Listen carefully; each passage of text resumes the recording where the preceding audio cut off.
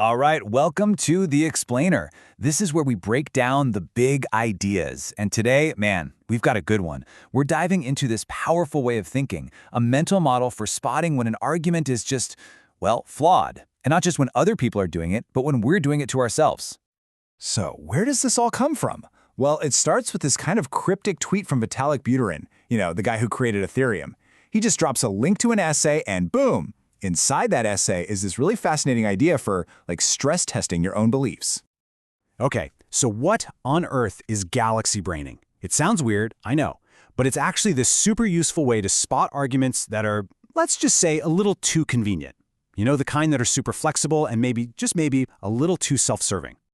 So Buterin lays it out pretty simply. He says a good argument, a strong one, should have what he calls high resistance. What does that mean? Well, think of it like this. Your logic shouldn't be like Play-Doh, right? You shouldn't be able to just squish it and shape it to fit whatever conclusion you already wanted to reach in the first place. And this really gets to the heart of the matter. It's the classic battle between reasoning and rationalization. Are you genuinely using logic to search for the truth? Or are you just reverse engineering a justification for something you already believe? That second thing, that's rationalization. And it's a huge red flag for a weak, low-resistance argument. Here's the bottom line, and this is super important. An argument that can justify everything, well, it actually justifies nothing. It's like in science, right? A theory has to be falsifiable. There has to be some way it could be proven wrong. It's the same with an argument. If your reasoning is so flexible that it could prove both a point and its exact opposite, then it's basically meaningless. It has zero power. All right, so how does this actually look in the wild? Buterin helpfully points out 6 common argument patterns that have dangerously low resistance. They're super easy to abuse. Let's break them down. First up, we have a pattern he calls inevitabilism. This is the argument that, hey, this thing is going to happen anyway, so we might as well get on board and even help it happen faster. And you hear this all the time, especially with something like AI. The argument goes, this technology must happen, so we have to be the ones to build it and accelerate its arrival. It's that classic the train is leaving the station kind of logic. But what's the problem with that? Well, for one, it completely ignores our own agency. It pretends the future is this fixed thing we have no control over. But we do. We can steer it, we can slow things down, we can build it differently. And let's be real, a lot of the time, this argument is just a handy smokescreen for a company's own self-interest. It's just about the money. Okay. Pattern number 2 is the misuse of long-termism.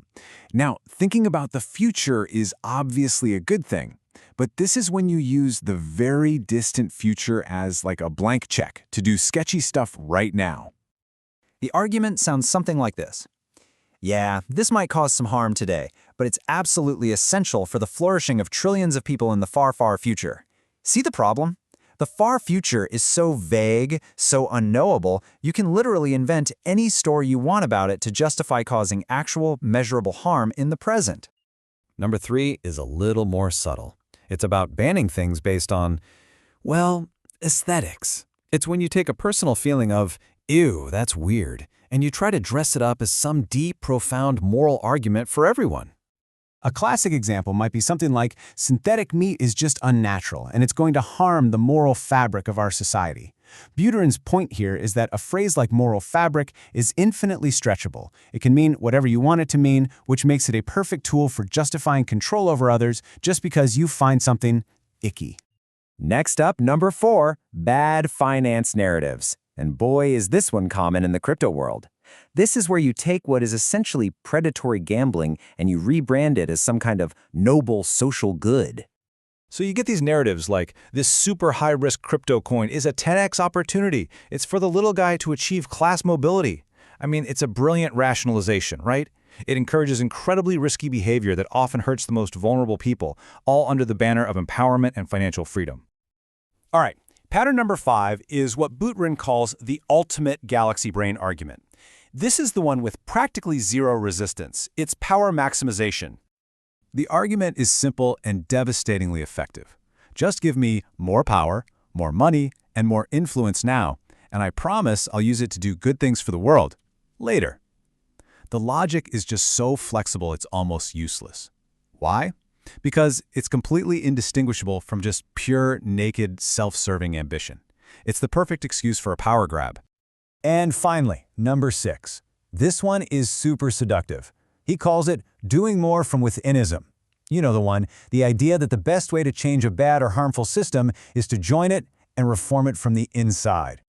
The classic line is, I know this AGI lab is accelerating some serious risks, but if I work here, I can make it safer.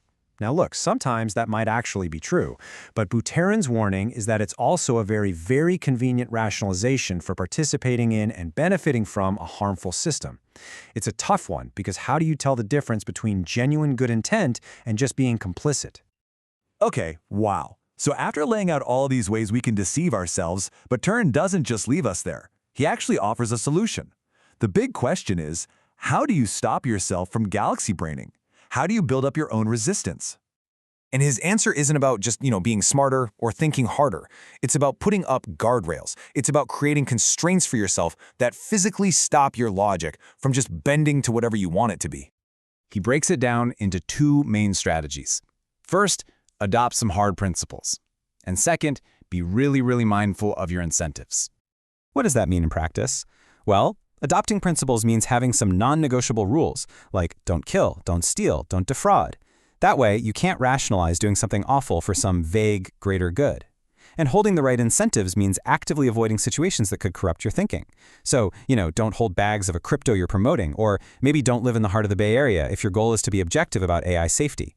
It's about controlling your environment so it doesn't control you. But, and here's the really cool part, the meta twist. Could this whole framework be its own trap? I mean, if we're going to be intellectually honest, we have to turn this very tool back on itself. What's the galaxy brain resistance of galaxy brain resistance? And yeah, critics have pointed out that while this whole idea is super insightful, it's not foolproof. It has its own dangers. It could actually become the very kind of low-resistance argument it's warning us against. So what's the big risk? The main danger is that you could just start using galaxy braining as a rhetorical weapon. It becomes a really easy, really convenient way to just dismiss any argument you don't like.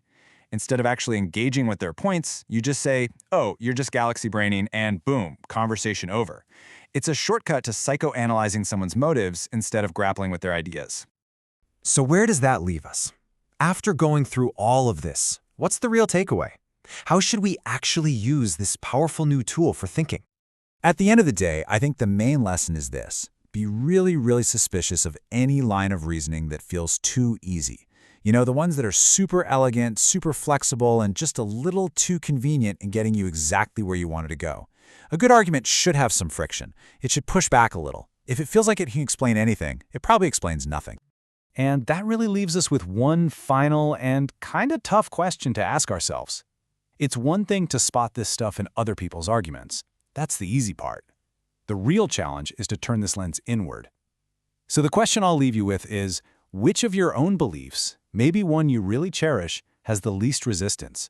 Which one might just be your own personal form of galaxy braining?